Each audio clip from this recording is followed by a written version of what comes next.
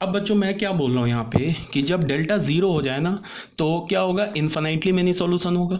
ठीक है, उस इन्फिनाइटली मेनी सॉल्यूशन में ट्रिवियल भी होगा और नॉन ट्रिवियल भी होगा। आ रही बात समझ में? अब मैं बता रहा हूँ कि वो इन्फिनाइटली मेनी सॉल्यूशन मतलब कैसे, किन किन पॉसिबल वेज में आ सकते हैं, वो मैं यहाँ पे समझाने की कोशिश कर रहा हूँ। अगर ये समझ में नहीं आए तो कोई बात नहीं है, इसको बिना समझे भी तुम क्वेश्चन हर बार सॉल्व कर लोगे।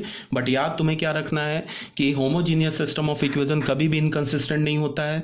अगर delta not equals to zero है तो फिर क्या होगा, unique and trivial solution, and if delta is equals to zero then trivial and plus non trivial solution. Trivial और नॉन ट्रिवियल सॉल्यूशन मिला के हम क्या बोलेंगे, इन्फिनाइटली मेनी सॉल्यूशन। अब क्या हो रहा होगा, जब डेल्टा हमारा जीरो के इक्वल है तो क्या हो रहा होगा कि तीनों प्लेन कॉन्साइड कर रहा होगा। ठीक है, अब अगर तीनों प्लेन कॉन्साइड कर जाओ तो वो तो कहीं पे भी कर सकता है, ऐसा जोड़ी नहीं कि ओरिजिन पे ही कॉन्साइड कर जाए। ये भी ऐसा हो सकता है कि तीन प्लेन कॉन्साइड कर जाए और वो ओरिजिन से पास ही ना करे। ठीक है, तो उस केस में क्या होगा कि ओरिजिन तो तीनों प्लेन्स के इक्वेशन को सेटिस्फाई नहीं करेगा, बट यहाँ पे तीनों प्लेन कॉन्साइड करेगा और ओरिजिन से ही पास करेगा। क्यों? Because x is equal to zero, y is equal to zero, z is equal to zero. Homogeneous system of equation का एक आंसर तो होता ही होता है। तो पहला केस क्या हो रहा होगा कि all the three planes are coincident and origin lie on the three planes. तो अगर ऐसा हो रहा होगा तो फिर delta, delta one, delta two, ये तो ऑलरेडी जीरो है यार। Delta one, delta two, delta three तो ऑलरेडी जीरो है, तो डेल्टा भी जीरो हो जाएगा। इस केस में क्या होगा कि तीनों प्लेन कॉन्साइड करेगा और उस पर ओरिजिन लाई करेगा। इस केस में क्या होगा, all the three planes are coincident and origin lies on the three planes. इसमें ट्रिवियल सॉल्यूशन भी होगा, नॉन ट्रिवियल सॉल्यूशन भी होगा, और जब इसका तुम सॉल्यूशन लिखोगे तो इसमें two parameter infinitely many solution होगा, मतलब कि दो पैरामीटर्स इन्वॉल्व होंगे। अब तुम कैसे लिखोगे two parameter infinitely many solution को, वो ऑलरेडी मैंने डिस्कस कर रखा है, बट एक बार फिर से बता रहा हूँ। तीनों प्लेन्स के कॉन्साइड करने का क्या मतलब है कि वो तीन प्लेन्स नहीं दे रखे हैं, वो एक ही प्लेन दे रखा है, तभी तो तीनों प्लेन कॉन्साइड कर गया। अगर दो प्लेन कॉन्साइड कर रखा है, इसका क्या मतलब है कि वो दो प्लेन नहीं है, वो एक प्लेन है। तो अगर तीन प्लेन कॉन्साइड कर रहा है तो तुम क्या करोगे कि कोई भी अपनी मर्जी से कोई भी दो प्लेन हटा दो, दो प्लेन हटा दो तो एक प्लेन बचेगा। अब एक प्लेन में किसी भी एक्स वाई जेड में से किसी भी दो को तुम लैम्डा और म्यू मान लो कि तुमने वाई और जेड को लैम्डा मान लिया, वाई को लैम्डा मान लिया, जेड को म्यू मान लिया। अब एक्स को ना तुम लैम्डा और म्यू के टर्म में निकाल लो तो एक्स आ जाएगा। मान लो कि ये तीनों प्लेन कॉन्साइड कर रहे हैं, ये तीनों प्लेन कॉन्साइड कर रहा है, तो मैंने फर्स्ट को भी हटा दिया, सेकंड को भी हटा दिया। अब हमने सिर्फ सेकंड को भी हटा दिया, थर्ड को भी हटा दिया। अब फर्स्ट प्लेन पर आ गए, इसमें हमने वाई को क्या बोल दिया, लैम्डा बोल दिया, एंड जेड को क्या बोल दिया, म्यू बोल दिया। अब एक्स हमने निकाल लिया, एक्स हमने क्या निकाला, minus b1 lambda plus c1 mu upon a1। अब सॉल्यूशन कैसे लिखेंगे, वो ऐसे लिखेंगे, minus b1 lambda plus c1 mu upon a1। y क्या हमारा लैम्डा, z क्या हमारा म्यू, और यहाँ पे क्या बोलेंगे, where lambda and mu belongs to R, lambda mu belongs to R. तो ये हमारा इन्फिनाइटली मेनी सॉल्यूशन हो गया टू पैरामीटर वाला। आ रही मेरी बात समझ में? अब जोड़ी नहीं है कि तुमने y को लैम्डा बोलो, z को म्यू बोलो, तुम x और y को लैम्डा म्यू बोल लो और z को तुम लैम्डा म्यू के टर्म्स में निकाल लो। सारे सॉल्यूशन देखने में डिफरेंट होंगे बट उससे x, y और z की जो वैल्यू आएगी ना वो सेम वैल्यू आएगी। ठीक है, ये ऑलरेडी मैंने डिस्कस कर रखा है। तो पहला मैंने क्या बोला, b is equal to zero, तो स्टार्ट से ही मैंने बोल दिया कि b हमारा जीरो है। उस केस की बात कर रहे हैं अभी जो हम पढ़ रहे हैं, उसमें हमने पहले में क्या बोला कि अगर डेल्टा जीरो है, delta not equals to zero है तो unique and trivial solution. Second में क्या बोला कि अगर डेल्टा इक्वल्स टू जीरो है तो इन्फिनाइटली मेनी सॉल्यूशन होगा, उस इन्फिनाइटली मेनी सॉल्यूशन में ट्रिवियल सॉल्यूशन भी होगा, नॉन ट्रिवियल सॉल्यूशन भी होगा। अब वो इन्फिनाइटली मेनी सॉल्यूशन कितने डिफरेंट टाइप से आ सकते हैं उसके टाइप्स को मैं बता रहा हूँ। तो पहला टाइप मैंने क्या बोला कि तीनों प्लेन्स कॉन्साइड कर रहा है। अब दूसरा टाइप क्या बोला कि तीनों प्लेन्स जो है ना कोएक्सियल प्लेन्स है। ठीक है, अब अगर तीनों प्लेन्स कोएक्सियल प्लेन्स है तो उसका क्या मतलब हुआ, इसका ये मतलब हुआ कि तीनों प्लेन्स एक लाइन से पास करेंगे। ठीक है, और जिस लाइन से वो तीनों प्लेन्स पास कर रहे हैं उसी लाइन पर ओरिजिन है। और क्यों ओरिजिन को मैं बार बार बोल रहा हूं, बिकॉज 0 0 0 तो सेटिस्फाई करना ही करना है। चाहे डेल्टा ज़ीरो हो चाहे डेल्टा ज़ीरो ना हो, x zero y zero z zero तो एक आंसर आएगा ही आएगा। तो मैंने क्या बोला कि अगर delta is equal to zero है तो पहला तो तीनों प्लेन कॉन्साइड कर जाए और उस पर ऑरिजिन लाई कर जाए। दूसरे केस में क्या बोला कि तीनों प्लेन्स कोएक्सियल हो जाए। तो कोएक्सियल बोलने का मतलब कि तीनों प्लेन्स एक लाइन से पास करेगा और जिस लाइन से पास करेगा उसी लाइन पर ऑरिजिन होगा। तो यहाँ देख लो कोएक्सियल प्लेन्स है, origin lies on the line of intersection of three planes. इसमें क्या हो जाएगा, one parameter infinitely many solution हो जाएगा, बिकॉज जो इन्फिनाइटली मेनी सॉल्यूशन है ना वो एक लाइन पर लाई कर रहा है। तो one parameter infinitely many solution हो जाएगा। इसमें भी सब delta delta one delta two delta three zero होगा। Delta one delta two delta three तो जीरो होगा ही, बिकॉज बी मैट्रिक्स हमारा नल मैट्रिक्स है और delta is equal to zero पे तो हम बात ही कर रहे हैं। तो कहने का क्या मतलब है कि ये हमारा सेकेंड केस हो गया, मतलब इस टाइप से भी इक्वेशन हो सकते हैं, ठीक है, इन्फिनाइटली मेनी सॉल्यूशन के लिए।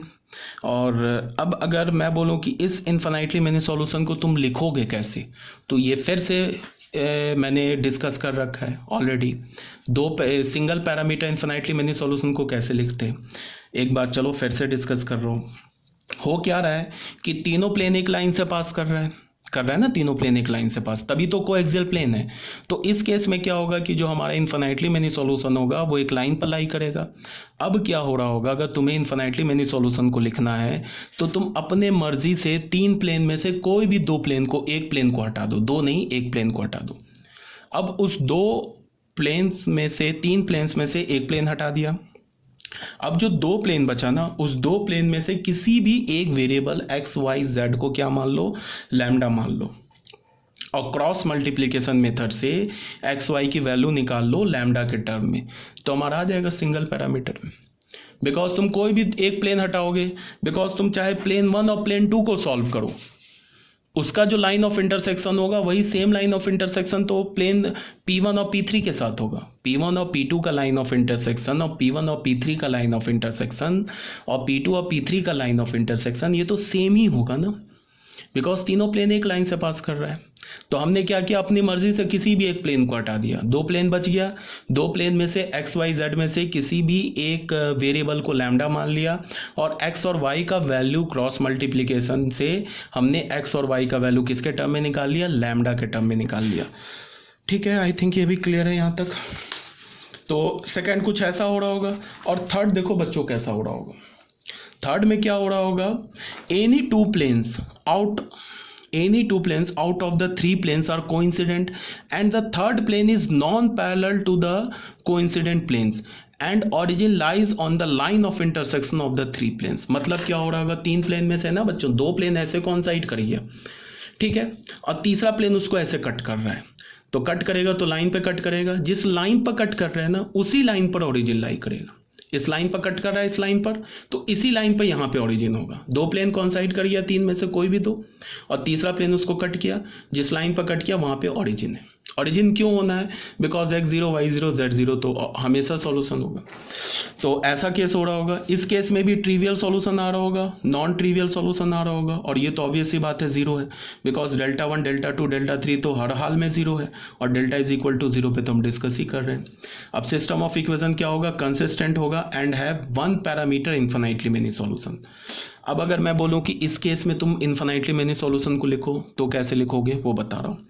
दो प्लेन, जो भी दो प्लेन कॉन्साइड कर रहा है उसमें से एक प्लेन को हटा दो, ठीक है, बिकॉज वो दो प्लेन नहीं, वो तो एक ही प्लेन है।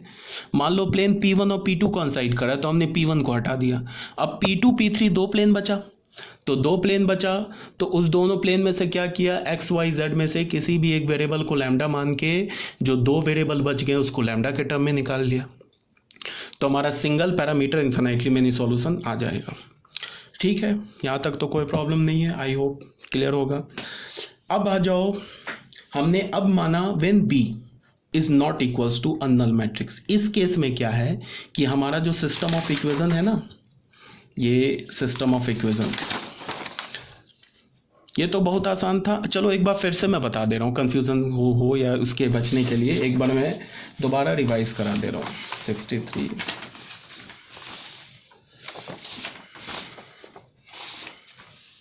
एक बार फिर से देखो, ये हमारा सिस्टम ऑफ इक्वेशन है, ठीक है। इसको हमने इस फॉर्म में लिख लिया, x is equal to b में कुछ टर्मिनोलॉजी बताया, कंसिस्टेंट में यूनिक और इन्फिनिटली मेनी सॉल्यूशन, इनकंसिस्टेंट में नो सॉल्यूशन। उसके बाद मैंने क्या बोला, होमोजीनियस अगर होगा तो b एक नल मैट्रिक्स होगा, d1 d2 d3 0 हो जाएगा। तो यहाँ पे ये होमोजीनियस सिस्टम ऑफ इक्वेशन हो गया। ये मैंने क्या बोला कि हमेशा कंसिस्टेंट होगा, कभी भी इनकंसिस्टेंट नहीं होगा। या तो इसमें एक ट्रिवियल सॉल्यूशन होगा, यूनिक सॉल्यूशन होगा, और यूनिक सॉल्यूशन में क्या होगा, ट्रिवियल सॉल्यूशन होगा। या तो इन्फिनिटली मेनी सॉल्यूशन होगा, उसमें ट्रिवियल और नॉन ट्रिवियल दोनों आ जाएंगे। उसके बाद ट्रिवियल सॉल्यूशन मैंने बोला x0 y0 z0। Non trivial solution में क्या होगा, कम से कम एक x y z non zero होगा, तो उसे हम नॉन ट्रिवियल सॉल्यूशन बोलेंगे। नॉन होमोजीनियस कब बोलेंगे, जब d1 d2 d3 में से कोई एक भी हमारा क्या हो जाए, ज़ीरो के इक्वल ना हो, तो उसे हम क्या बोलेंगे, नॉन होमोजीनियस। उसके बाद क्या मैंने बोला कि जब भी हमारा नल मैट्रिक्स होगा, मतलब क्या है, होमोजीनियस के लिए हम लोग डिस्कस कर रहे हैं। जैसे हमने बी को नल मैट्रिक्स बोल दिया ना, तो यहाँ पे मैंने लिखा नहीं है, ये है बी नल मैट्रिक्स, मतलब ये होमोजीनियस सिस्टम ऑफ इक्वेशन के लिए बात कर रहे हैं, होमोजीनियस सिस्टम ऑफ इक्वेशंस की बात कर रहे हैं, तभी तो बी हमारा नल मैट्रिक्स है। होमोजीनियस सिस्टम ऑफ इक्वेशन में क्या होगा, ax is equal to b है, बी को नल माना। अब मैंने क्या बोला कि अगर determinant of a not equals to 0 है तो फिर a इनवर्स एग्जिस्ट करेगा, तो a इनवर्स से प्री मल्टीप्लाई कर दिया तो हमें क्या मिल गया, x is a null matrix. यहाँ हमें मिल गया x is a null matrix 164 165, ठीक है। तो यहाँ हमें क्या मिल जाएगा, x नल मैट्रिक्स हो जाएगा। यहाँ मैंने किया इनवर्स से किया, तो A inverse x null matrix होने का मतलब x0 y0 z0 हो गया, ठीक है। इस केस में क्या होगा कि तीनों प्लेन्स जो होगा वो एक ही पॉइंट से पास करेगा, वो पॉइंट क्या होगा, ओरिजिन होगा, यूनिक सॉल्यूशन होगा, ट्रिवियल सॉल्यूशन होगा, ठीक है। उसके बाद फिर मैंने क्या बोला कि अगर डेल्टा 0 के इक्वल हो जाए तो भी सिस्टम ऑफ इक्वेशन कंसिस्टेंट होगा, बट इस केस में ट्रिवियल सॉल्यूशन भी होगा, नॉन ट्रिवियल सॉल्यूशन भी होगा। ट्रिवियल तो होना ही होना है यार, x0 y0 z0 तो सेटिस्फाई करेगा ही। नॉन ट्रिवियल बोलने का मतलब x y z की वैल्यू 0 के अलावा और भी कुछ आ सकती है कि आएगी ही, बिकॉज इन्फिनिटली मेनी सॉल्यूशन है। उस केस में बोला कि ये तीन पॉसिबिलिटी हो रहा होगा, या तो तीनों प्लेन कॉन्साइड हो जाए, अगर तीनों प्लेन कॉन्साइड होगा तो उन तीनों प्लेन्स पर ऑरिजिन लाई करेगा, तो इस केस में ये डेल्टा 1 डेल्टा 2 डेल्टा 3 डेल्टा 0 हो जाएगा। 2 पैरामीटर इन्फिनिटली मेनी सॉल्यूशन होगा। थर्ड में सेकंड में क्या बोला कि तीनों प्लेन्स कोएक्सियल होगा, तो कोएक्सियल होगा तो 1 पैरामीटर इन्फिनिटली मेनी सॉल्यूशन होगा। तो इस केस में आप इन्फिनिटली मेनी सॉल्यूशन कैसे लिखोगे वो भी बता दिया, 1 पैरामीटर इन्फिनिटली मेनी सॉल्यूशन कैसे लिखोगे ये भी बता दिया। अब मैंने क्या बोला कि तीसरी पॉसिबिलिटी क्या हो रही होगी कि दो प्लेन कॉन्साइड कर रही होगी और तीसरी प्लेन उन दोनों प्लेन्स को एक लाइन पर कट कर रहा होगा, तो जिस लाइन पर कट कर रहा होगा उसी लाइन पर ओरिजिन होगा। इस केस में भी इन्फिनिटली मेनी सॉल्यूशन होगा, but 1 parameter infinitely many solution होगा। क्यों? बिकॉज जो इन्फिनिटली मेनी सॉल्यूशन है वो एक लाइन पर लाई कर रहा है, ठीक है। इसके लिए तुम सॉल्यूशन कैसे लिखोगे इन्फिनिटली मेनी सॉल्यूशन, वो मैंने क्या बोला कि जो दो प्लेन कॉन्साइड कर रहा है उसमें से एक प्लेन को हटा दो, अब एक प्लेन बचा, दो प्लेन और बचा, अब वो दोनों प्लेन एक लाइन पे कट कर रहा है, तो उसमें क्या करो कि एक्स वाई जेड में से किसी एक को लैम्डा मान लो और जो अगले दो वेरिएबल है उसको लैम्डा के टर्म में निकाल लो, तो वो इन्फिनिटली मेनी सॉल्यूशन आ जाएगा, ठीक है। यहाँ तक क्लियर होना चाहिए। अभी भी कोई डाउट है तो पूछ लेना।